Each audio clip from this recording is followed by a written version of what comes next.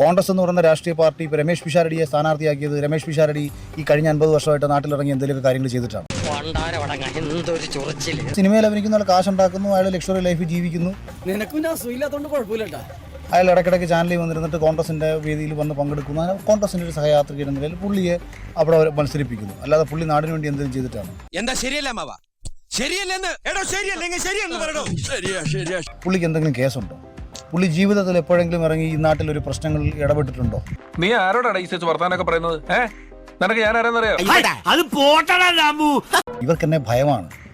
അഖിൽമാരാർ രാഷ്ട്രീയത്തിൽ ഇറങ്ങിയാലോ മത്സരിച്ചാലോ ഞങ്ങൾക്ക് നഷ്ടമുണ്ടാകും എന്നുള്ള ഭയമാണ്.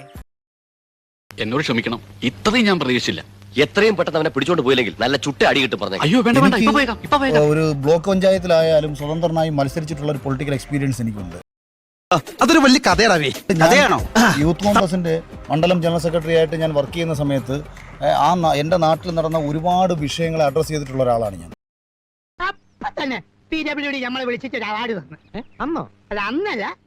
എൻ്റെ പഞ്ചായത്തിൽ നടക്കുന്ന തെറ്റുകൾക്ക് വേണ്ടി ചോദ്യം ചെയ്തിട്ടുള്ള ഒരാളാണ് ഞാൻ. തൊഴിലുറപ്പിലെയും മറ്റു പ്രദേശത്തെയും സ്ത്രീകൾക്ക് വേണ്ടി സംസാരിച്ചിട്ടുള്ള ഒരാളാണ് ഞാൻ. ഞാനൊരു വലിയ സംഭവം അല്ലേ?